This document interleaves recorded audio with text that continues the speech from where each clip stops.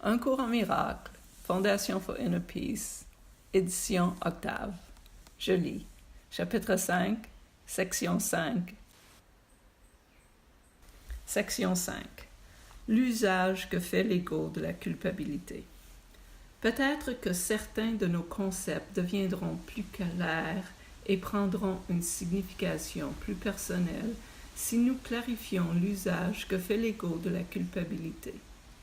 L'ego a un but, tout comme le Saint-Esprit. Le but de l'ego est la peur, parce que seuls ceux qui ont peur peuvent être égotistes. La logique de l'ego est aussi impeccable que celle du Saint-Esprit, parce que ton esprit a les moyens à sa disposition de se ranger avec le ciel ou avec la terre à son choix. Mais encore une fois, souviens-toi que les deux sont en toi. Au ciel, il n'y a pas de culpabilité, parce que le royaume s'atteint par l'expiation. Qui te rend libre de créer?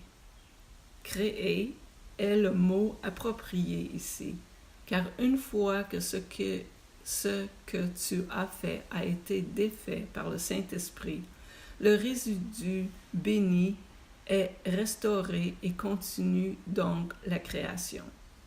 Ce qui est véritablement béni est incapable de susciter la culpabilité et doit susciter la joie. Cela le rend invulnérable à l'ego parce que sa paix est inattaquable. Il est invulnérable aux perturbations parce qu'il est entier. La culpabilité est toujours perturbatrice. Tout ce qui engendre la peur est diviseur parce que cela obéit à la loi de la division. Si l'ego est le symbole de la séparation, il est aussi le symbole de la culpabilité. La culpabilité est plus que simplement pas de Dieu. C'est le symbole de l'attaque contre Dieu. Voilà un concept totalement insignifiant, sauf pour l'ego. Mais ne sous-estime pas le pouvoir de la croyance que lui donne l'ego. C'est de cette croyance que provient en fait toute culpabilité. L'ego est la partie de l'esprit qui croit en la division. Comment une partie de Dieu pourrait-elle s'en détacher sans croire qu'elle l'attaque? Nous avons dit plus tôt que le problème de l'autorité est fondé sur le concept de l'usurpation du pouvoir de Dieu. L'ego croit que c'est ce que tu as fait parce qu'il croit qu'il est toi. Si tu t'identifies à l'ego, tu dois te percevoir toi-même comme coupable. Chaque fois que tu réponds à ton ego, tu éprouves de la culpabilité et tu as peur d'être puni. L'ego est une pensée pleine de peur, littéralement. Aussi ridicule que puisse être pour un esprit saint l'idée d'attaquer Dieu, n'oublie jamais que l'ego n'est pas saint. Il représente un système délirant et il parle pour lui. Écouter la voix de l'ego signifie que tu crois qu'il est possible d'attaquer Dieu et qu'il est une partie de lui que tu lui as arraché. S'ensuit la peur d'une riposte venait de l'extérieur, parce que la gravité de la culpabilité est si aiguë qu'elle doit être projetée. Quoi que tu acceptes dans ton esprit, cela sera réel pour toi. C'est ton acceptation qui le rend réel. Si tu intronises l'ego dans ton esprit, le fait que tu lui permets d'entrer en fait ta réalité. C'est parce que l'esprit est capable de créer la réalité ou de faire des illusions. J'ai dit plutôt que tu dois apprendre à penser avec Dieu. Penser avec lui, c'est penser comme lui. Cela engendre la joie et non la culpabilité, parce que c'est naturel. La culpabilité est un signe certain que ta façon de penser n'est pas naturelle. Une pensée qui n'est pas naturelle sera toujours accompagnée de culpabilité, parce que c'est la croyance dans le péché. L'ego ne perçoit pas le péché comme un manque d'amour, mais comme un acte positif d'agression. Cela est nécessaire pour la suivi de l'ego parce que, dès l'instant que tu considéreras le péché comme un manque, tu tenteras automatiquement de remédier à la situation et tu réussiras. L'ego voit cela comme une fatalité, mais tu dois apprendre à le voir comme la liberté. L'esprit non coupable ne peut pas souffrir. Étant saint, l'esprit guérit le corps parce qu'il a été guéri. L'esprit saint ne peut pas concevoir la maladie parce qu'il ne peut pas concevoir d'attaquer qui que ce soit ou quoi que ce soit. J'ai dit plutôt que la maladie est une forme de magie. Peut-être vaudra-t-il mieux dire que c'est une forme de solution magique. L'ego croit qu'en se punissant lui-même, il atténuera la punition de Dieu. Or, même en cela, il est arrogant. Il attribue à Dieu une intention punitive, puis il fait de cette intention sa propre prérogative. Il essaie d'usurper toutes les fonctions de Dieu telles qu'il les perçoit, parce qu'il reconnaît que seule une allégeance totale est fiable.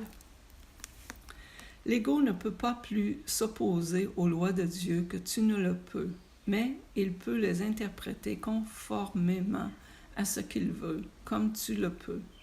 C'est pourquoi il faut répondre à la question « Qu'est-ce que tu veux ?» Tu y réponds à chaque minute et à chaque seconde, et chaque moment de décision est un jugement qui est tout sauf ineffectif. Ces effets suivront automatiquement jusqu'à ce que la décision soit changée. Souviens-toi toutefois que les alternatives sont elles-mêmes inaltérables. Le Saint-Esprit, comme l'ego, est une décision. Ensemble, ils constituent toutes les alternatives que l'Esprit peut accepter et auxquelles il peut obéir.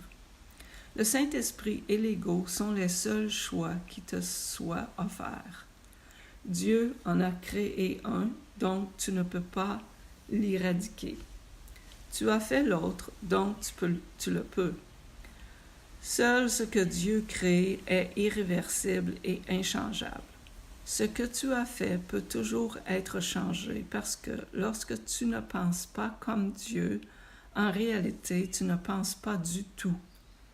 Les idées délirantes ne sont pas de réelles pensées, bien que tu puisses croire en elles. Mais tu fais erreur. La fonction de la pensée vient de Dieu et est en Dieu. Faisant toi-même partie de sa pensée, tu ne peux pas penser à part de lui. Une pensée irrationnelle est une pensée désordonnée. Dieu lui-même ordonne ta pensée parce que ta pensée a été créée par lui. Le sentiment de culpabilité est toujours signe que tu ne connais pas cela. Il montre aussi que tu crois pouvoir penser à part de Dieu et que tu veux le faire.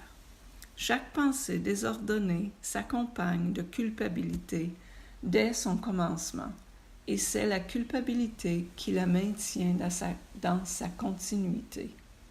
La culpabilité est inéluctable pour ceux qui croient qu'ils ordonnent leurs propres pensées et doivent donc obéir à leurs diktats. Cela les fait sentir responsables de leurs erreurs, mais sans reconnaître qu'en acceptant cette responsabilité, ils réagissent de manière irresponsable. Si la seule responsabilité du faiseur de miracles est d'accepter l'expiation pour lui-même, et je t'assure que ce l'est, alors la responsabilité de ce qui est expié ne peut pas t'incomber. Le dilemme ne peut être résolu qu'en acceptant la solution de défaire. Tu serais responsable de tous les effets de ta pensée fausse si elle ne pouvait pas être défaite. Le but de l'expiation est de ne sauver le passé que sous une forme purifiée. Si tu acceptes le remède à la pensée désordonnée, remède dont l'efficacité est au-delà du doute, comment ces symptômes peuvent-ils rester? Que tu continues dans la décision de rester séparé est la seule raison possible pour que continue le sentiment de culpabilité. Nous avons déjà dit cela, mais sans insister sur le résultat destructeur de la décision. Toute décision de l'esprit affecte à la fois la conduite et l'expérience. Ce que tu veux, tu t'y attends. Cela n'est pas délirant. Ton esprit fait ton avenir, et il le retournera à la pleine création à tout moment s'il accepte d'abord l'expiation. Il retournera aussi à la pleine création dès l'instant qu'il l'aura fait. Ayant abandonné sa pensée désordonnée, l'ordonnance correcte de la pensée devient tout à fait apparente.